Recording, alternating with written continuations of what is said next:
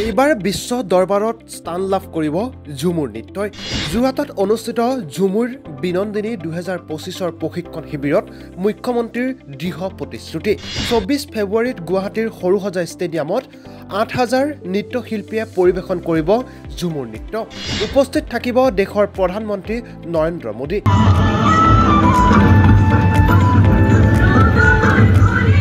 চাহ জনগোষ্ঠীৰ ঐতিহ্যবাহী ঝুমুৰ নৃত্যক আন্তঃৰাষ্ট্ৰীয় স্বীকৃতি দিয়াৰ উদ্দেশ্যৰে অসমৰ মুখ্যমন্ত্ৰী ডক্টৰ হিমন্ত বিশ্ব শৰ্মাই এক গুৰুত্বপূৰ্ণ ঘোষণা কৰে।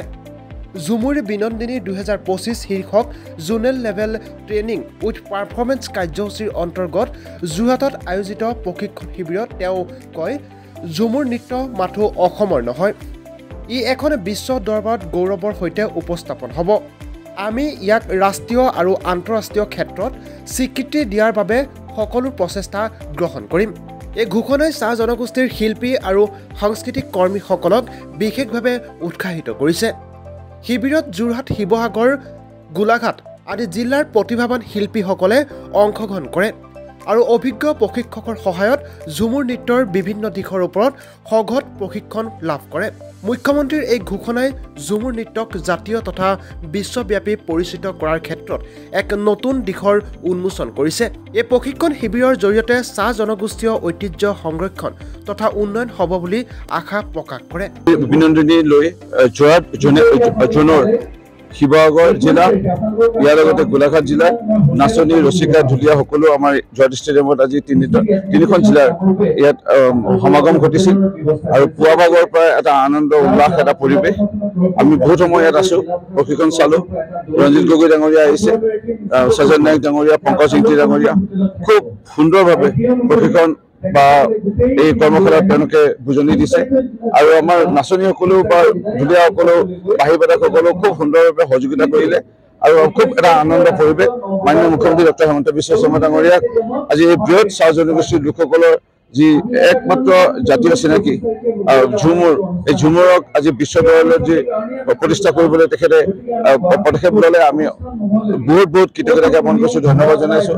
সকলো ৰাইজে ধন্যবাদ জনাইছে আৰু মাননীয় মুখ্যমন্ত্ৰী মোদী আমাৰ সকলোৰে আশীৰ্বাদ তেওঁ নিশ্চয় অৰ্জন কৰিছে আৰু তেখেতে আৰু দীৰ্ঘায়ু হওক, সুস্বাস্থ্যৰে অসমৰ ৰাইজৰ কাম কৰি যাওক, চাহ জনগোষ্ঠীৰ ৰাইজৰ লগতে কাম কৰি যাওক, বিভিন্ন জাতি জনগোষ্ঠীৰ লোকৰ কাৰণে তেখেতে কাম কৰিবলৈ শক্তি পাওক, নেদেখাজনৰ পৰা আমি প্ৰাৰ্থনা জনাইছোঁ।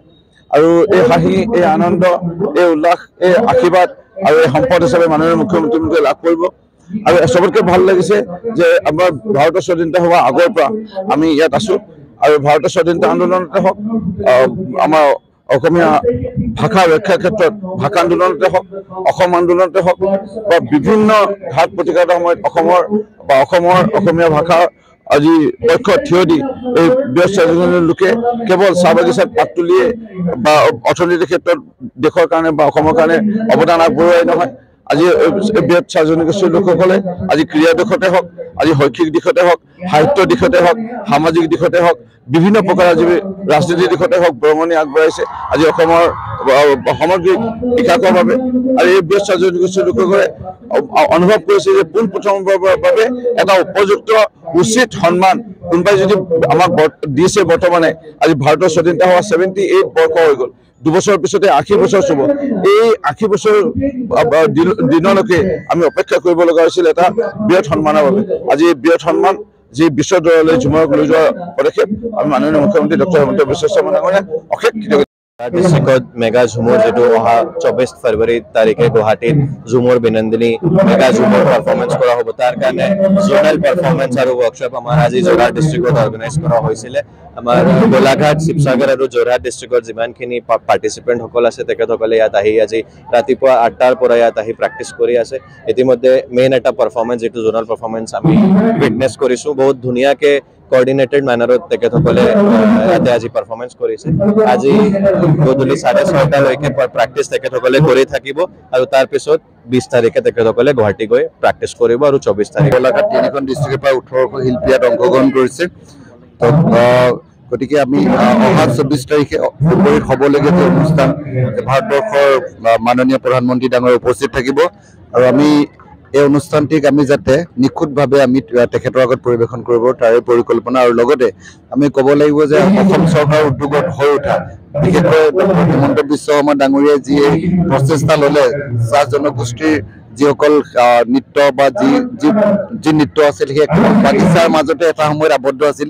এতিয়া বাগিচাৰ পৰা আজি আমাৰ অসম চৰকাৰে ডক্টৰ হিমন্ত বিশ্ব শৰ্মাৰ নেতৃত্বত বিশ্বভূমিকী হৈ উঠিব। আৰু গতিকে আমি অসমৰ দৰ্শক যিসকলে 24 তাৰিখে যাব নোৱাৰিব সৰু হৈ গৈছে তেওঁলোকে এই টিভিতে আজি আপোনালোকেও দেখিলে কিমান সুন্দৰ নৃত্য প্ৰদৰ্শিত হৈছে। মুখ্যমন্ত্ৰী ডাঙৰীয়াক ধন্যবাদ জনাইছোঁ। আৰু ঝুমৰ বাগিচাৰ লাইনৰ পৰা বস্তিৰ পৰা গৈ এতিয়া বিশ্ব পাবগৈ, ভাল লগা কথা। মই সকলোকে শুভেচ্ছা জনাইছোঁ আৰু মই আশা কৰিছোঁ যে প্ৰধানমন্ত্ৰী ডাঙৰীয়া সেইদিনাখন এই নৃত্য উপভোগ কৰি অতি আনন্দিত। গহনা গাঁথৰি এইবিলাক কিনিবৰ কাৰণে দিয়া হৈছে। হয়, এইটো তেওঁলোকে যিহেতু এই যিবিলাক অলংকাৰ পিন্ধে বিশেষকৈ চন্দ্ৰহাৰ সেইবিলাকৰ যথেষ্ট দাম, গতিকে ইয়াৰ কাৰণে ব্যৱস্থা কৰিছে চৰকাৰে। আৰু শাৰীও থাকিব তাতে। মই ভাবোঁ যে প্ৰায় 8,000ৰ ওপৰ অংশগ্ৰহণ কৰে। আমি গমেই পাইছোঁ যে অহা 24 ফেব্ৰুৱাৰী তাৰিখে আমাৰ সন্মানীয় ভাৰতৰ প্ৰধানমন্ত্ৰী নৰেন্দ্ৰ মোদী ডাঙৰীয়া উপস্থিত হ'বহি।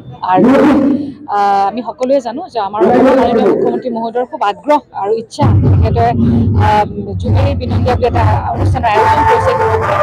আৰু অসমৰ প্ৰতিটো জেগাত যি আমাৰ এই ঝুমেৰ চলি আছে এটা মেগা ইভেণ্ট এটা আৰম্ভ হৈ গৈ আছে। গতিকে যোৰহাটত উপস্থিত আছে আৰু যোৰহাট প্ৰায় 15 ইয়াতে প্ৰস্তুতি চলি আছে। গতিকে সুন্দৰ বিৰাট এটা ছবি এখন আমি কাহিনী দেখা নাছিলোঁ। আমি ভাবোঁ যে বিশ্বাস কৰোঁ যে আমাৰ জাতি